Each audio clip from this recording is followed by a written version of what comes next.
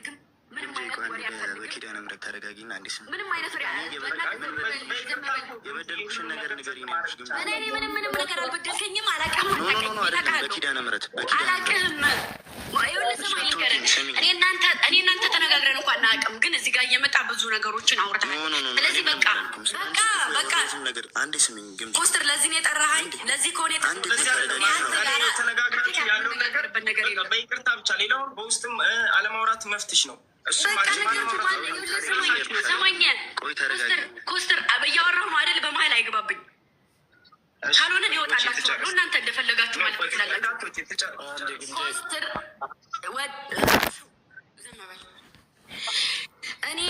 እኔ እንደው ግምጃ እንደዚህ ነው እንደዚህ አንዲት ነገር የተናገርኩት ነገር የለኝም። ስረገጥም ስዘቀዘቅም የፈለገውንም ሲባል ከአንደበቱ ነው። እኔ እና እሱ የሆነ እንትኑን እንኳ ያወቁት ከሱ አንደበት ነው። ስለዚህ እኔ ከሱ ምንም የምሰማው ነገር የለኝም።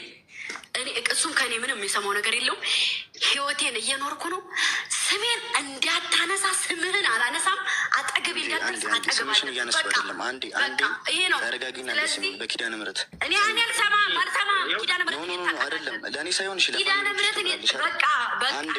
ይበቃሃል። በቃ እሺ፣ የበደልኩሽ ነገር ምንድን አንቺ እኮ በቃ ይበቃሃል። በቃ ኧረ በእግዚአብሔር ኧረ በኪዳነ ምሕረት ይኸውልህ ምን አድርጌሽ ነው? እሺ ንገሪኝ። ለአባ ኮስተር ስማኝ፣ እኔ ትንሽ ከተናደርኩኝ ያመኛል። አክብሬ ነው የመጣሁት። እወድሃለሁ፣ አክብራለሁ። በዚህ ዙሪያ ምንም እንዳታወሩ ሁለታችሁ ከዚህ በኋላ ጨርሻለሁ። በቃ መቀመጥ ስለማልችል ነው። እኔ መቀመጥ አልፈልግም። ገንዘብ በልቼሻለሁ። ፍቅረኛ አልነበርሽም። ገንዘብም አልበላሁሽም። የተፈጠረ ነገር የለም አይደል? አለ የምትይው ነገር ካለ ይሁን ላይ ብለኝ ጨርሰው። ዝም በል እስኪ፣ ዝም በል በቃ ዝም በል። አንተ ያለሁበት ቦታ ነገር በቃ ዝም በል በቃ። ምን ያለበት ፋስ ያለበት ዝላይ አይችልም ትላለች እናቴ።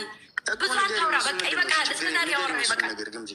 አንዴ በኪዲ ተረጋጊና በቃ ነገር አንተ ጋር አላወራም። መመቤቴን ጭራሽ ነው ማውራትም አልፈልግም።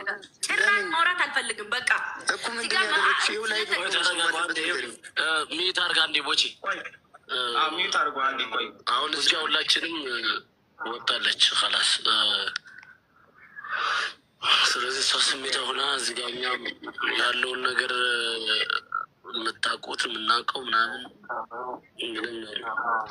ይኸውላችሁ ፋሚሊ እዚህ ያላችሁ በጠቅላላ 6600 ሰዎች አላችሁ። እኔ የምፈልገው የእሷን ሰላም በጣም ደህና መሆን ነው።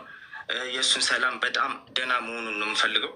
ያም የሆነው ደግሞ በሁለቱ መሀል ሌላ ሶስተኛ እና አራተኛ ሰው ጣልቃ ሳይገባ ነው ሰላም የሆኑት።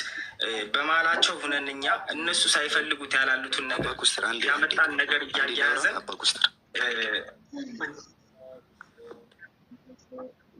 አንድ ልጨርስና ቦቼ እና እባካችሁ በቃ ሁለቱም እሱም የራሱን ህይወት እየኖረ ነው፣ እሷም የራሷን ህይወት እየኖረች ነው።